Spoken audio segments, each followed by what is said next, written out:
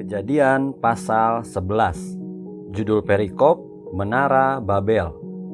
Adapun seluruh bumi satu bahasanya dan satu logatnya.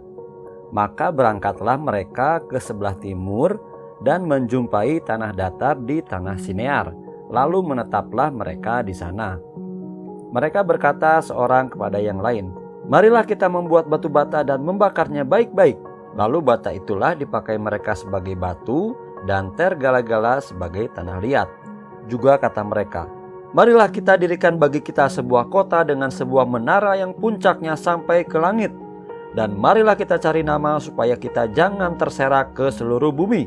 Lalu turunlah Tuhan untuk melihat kota dan menara yang didirikan oleh anak-anak manusia itu. Dan ia berfirman, "Mereka ini satu bangsa dengan satu bahasa untuk semuanya.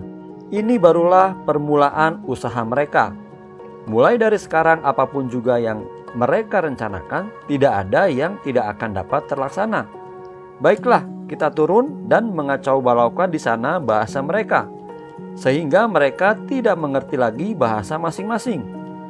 Demikianlah mereka diserahkan Tuhan dari situ ke seluruh bumi, dan mereka berhenti mendirikan kota itu.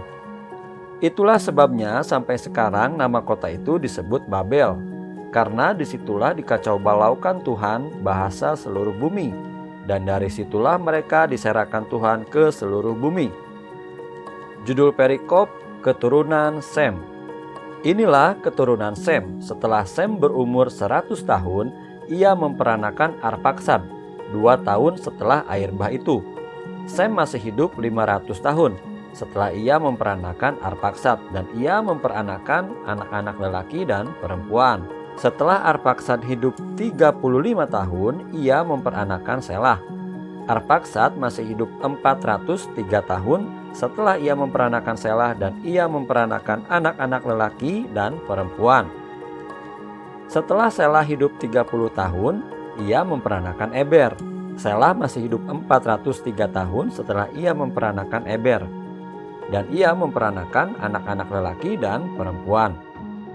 Setelah Eber hidup 34 tahun, ia memperanakan Peleg. Eber masih hidup 430 tahun setelah ia memperanakan Peleg, dan ia memperanakan anak-anak lelaki dan perempuan. Setelah Peleg hidup 30 tahun, ia memperanakan Rehu. Peleg masih hidup 209 tahun setelah ia memperanakan Rehu, dan ia memperanakan anak-anak lelaki dan perempuan. Setelah Rehu hidup 32 tahun, ia memperanakan Serug. Rehu masih hidup 207 tahun setelah ia memperanakan Serug, dan ia memperanakan anak-anak lelaki dan perempuan. Setelah Serug hidup 30 tahun, ia memperanakan Nahor.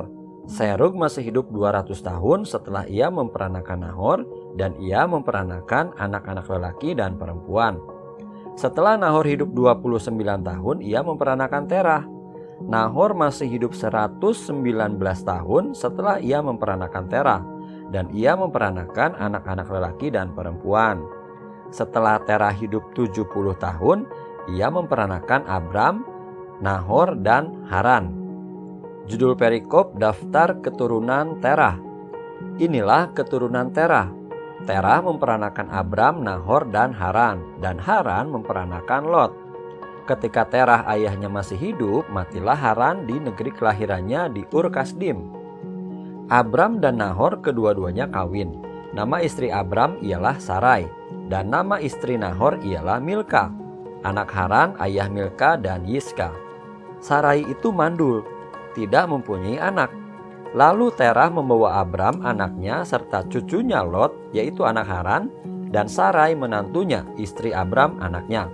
Ia berangkat bersama-sama dengan mereka dari Ur Kasdim untuk pergi ke tanah Kanaan. Lalu sampailah mereka ke Haran dan menetap di sana. Umur Terah ada 205 tahun, lalu ia mati di Haran.